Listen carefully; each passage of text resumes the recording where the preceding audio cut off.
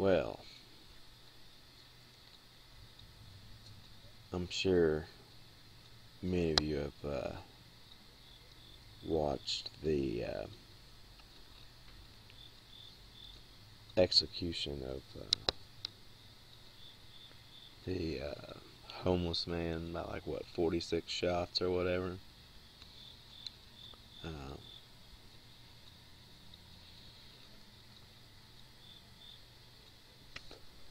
That they're apparently still investigating, which is hilarious. When you have footage and you just see a group of Michigan police just firing away like fucking Nazi guards at a concentration camp right as the Allies approached.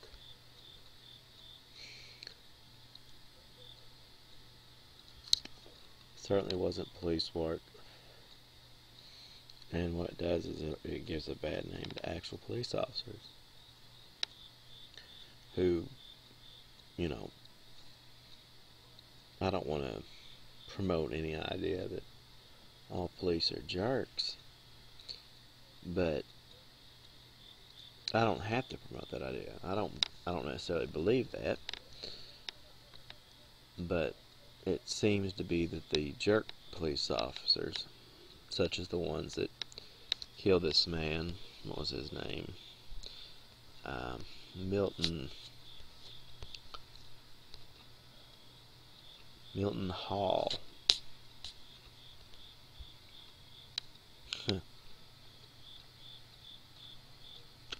Is that the new plan to deal with homeless people in this country? We got so much unemployment, so many people that are homeless, that the new plan is extermination. Is this the start of genocide? It's funny because, well, it's not funny, but what's funny is the too big to fail banks and their bailouts on all the home loans and things. Even George W. Bush had stated that had agreed to allow some of the money to go to the people who were in homes who were actually getting foreclosed upon, you see. And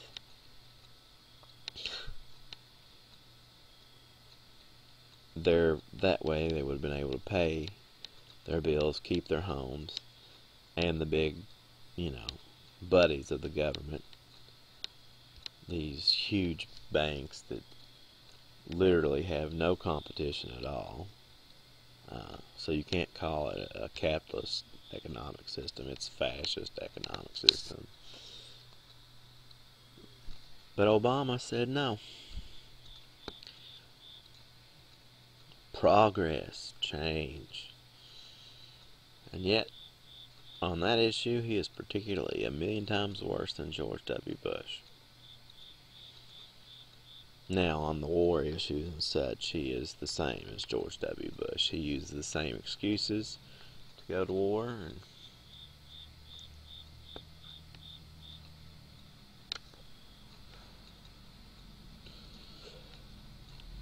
the whole bringing freedom through bombing and invasion and all that nonsense. But I digress. This is really about the police state that we're becoming, or have been, or whatever terminology you want to use. If you want to call it a police state, if you want to call it use a more Foucauldian term, where a society of disciplinary individuals, or a disciplinary society of mainly docile bodies. And think about it. Sure, the media has been kind of rough on the police department involved. But if you think about that, just saying, why is it taking so long to figure this out, when clearly there's video of execution style. It's as if this group of policemen was basically a gang. And every one of them, in my opinion, need to be tried for murder and you know, put in prison for the rest of their lives. I don't know. I don't really support life sentences, but when you're given that level of power and you use it to do that, or that level of authority, because really, when you're so gutless that you do that, you don't have any power. You have alienated power, otherwise known as authority.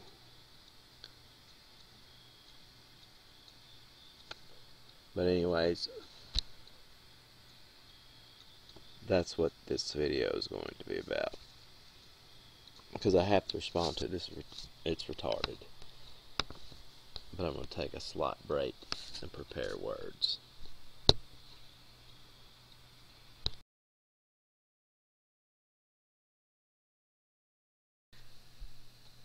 Well, I was going to prepare words, but there's not a whole lot that can be said about such an event.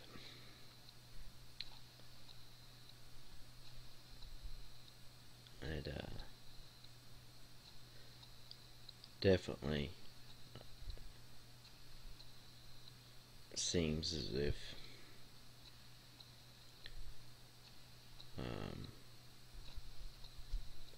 nothing is going to be done about that. And it's honestly a depressing turn of events. I mean, fuck.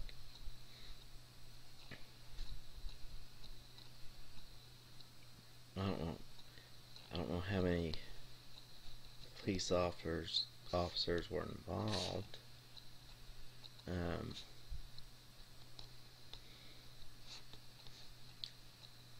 But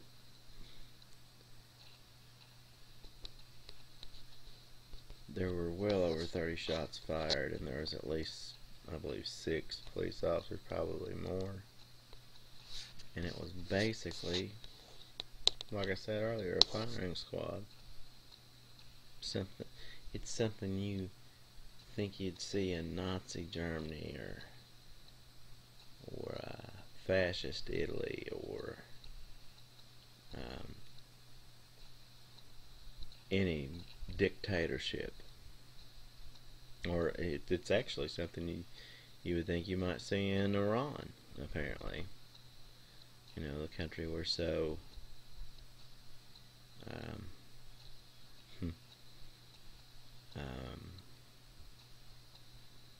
keen on looking down upon as being uncivilized and backwards. Yet they killed this man.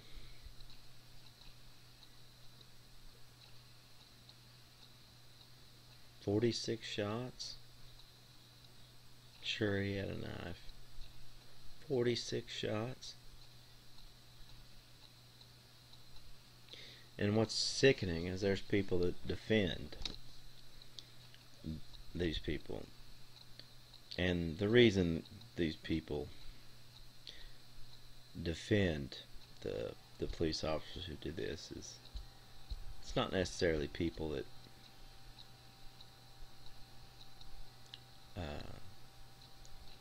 you know, are cops or related to cops or any of that stuff. What it is, from a post-structuralist and Nietzschean point of view, these people are slave moralists. They develop their morality out of resentment of others, for one thing, and they also tend to blindly follow. They also they have a herd mentality, so to speak. So while they have no strong will to power on an individual level,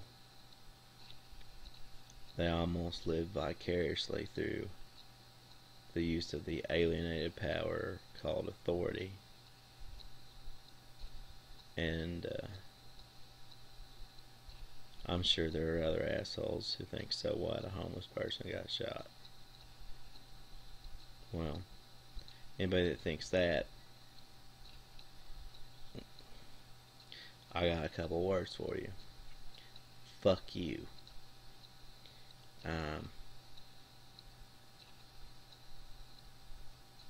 And really that goes for all of slave morality from an Nietzschean perspective. Fuck all you bastards. All you haters and whatnot that are so authoritarian out of your own weakness that you can watch them blatantly murder this guy. Have we reached a point in our society where we view homeless people as subhuman?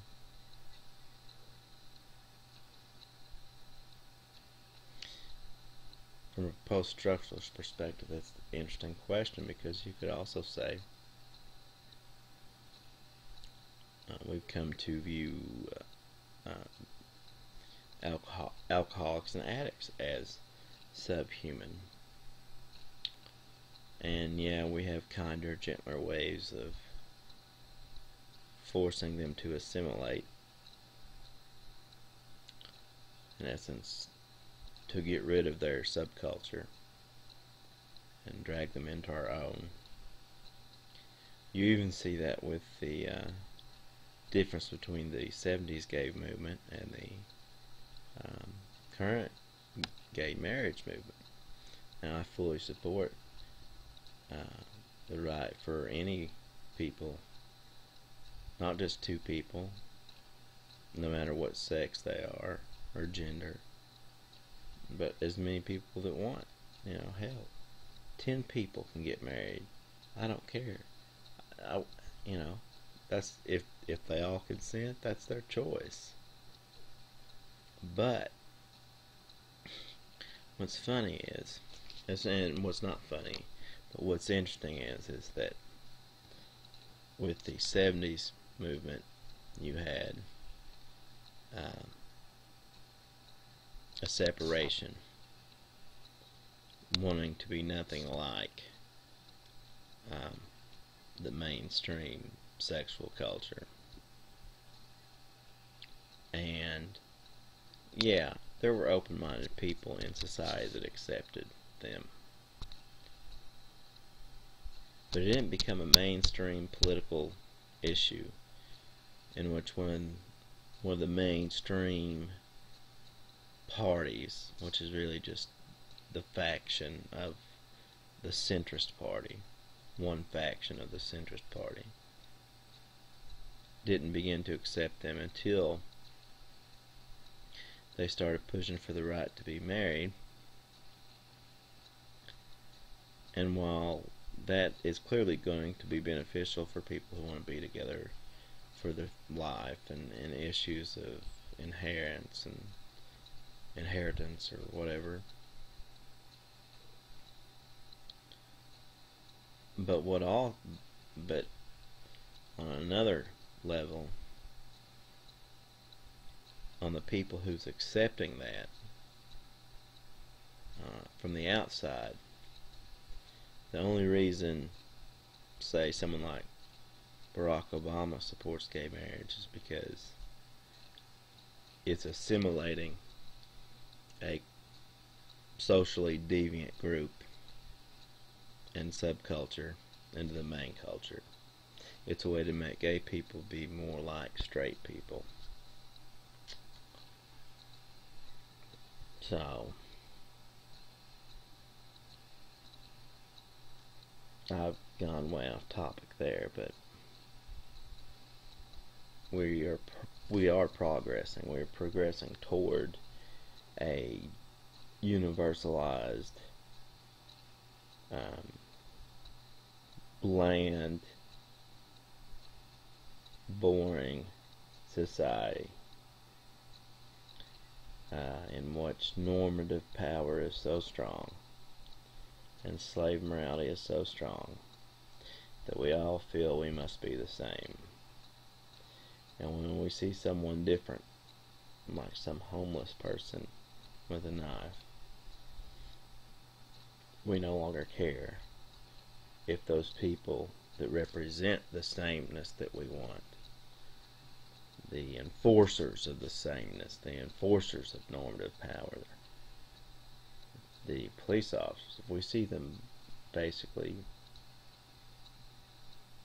do a firing squad execution of a homeless person, many people won't care. And that just comes down to the simple fact that many people are stupid, lazy, and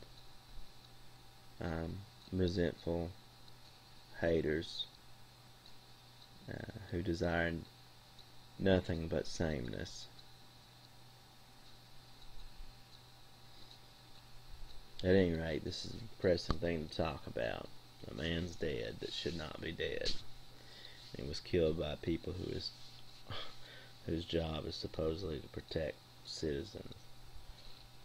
But who knows? Maybe the next thing Obama's going to pass is going to be homeless people lose citizenship or something. Maybe he'll pull a Castro and send them all to Cuba, or at the very least they'll get better health care, because their health care system is far better than Obamacare, or even the health care system we had before, because our health care system has always been on keeping a few big companies exempt from antitrust legislation, so that they don't have to compete with anything. And really, when you can almost combine post-structural thought and economics all together.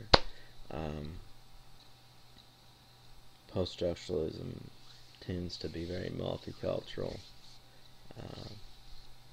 attempting to see things through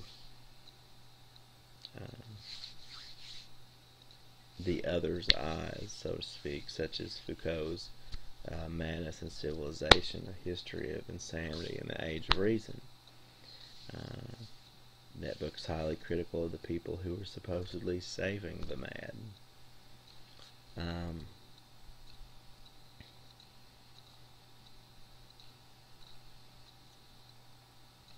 But who knows what's next?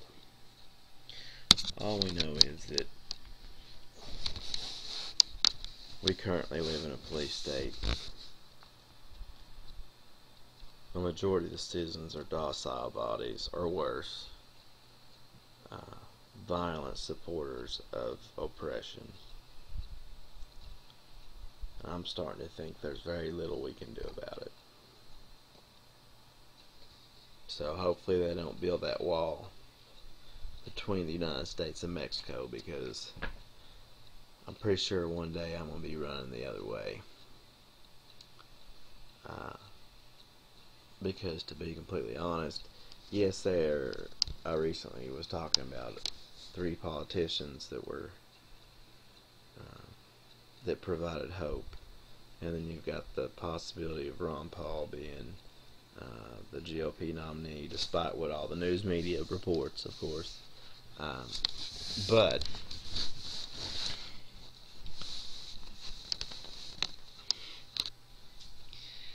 I honestly figure that the authorities that be, I don't want to use the term, the powers that be,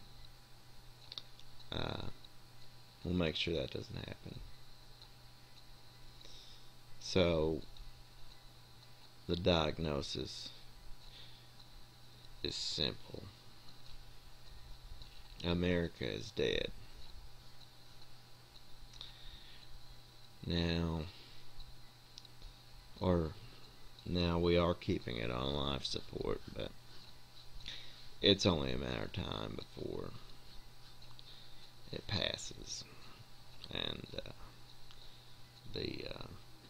the plug gets pulled. So, and it's not like Mitt Romney or Barack Obama is going to do anything in the next 4 years to fix anything. So, unless something magical happens and Ron Paul's the nominee and somehow wins,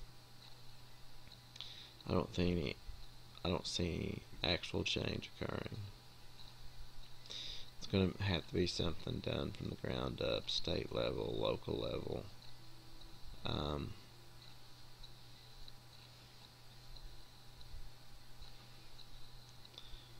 But it's time for me to go to sleep. I'll wake up early and hit the golf course, take out some of this anger, pretend the golf ball is the face of the shooters in the video I'm responding to. So, with that, I will state good night, good luck,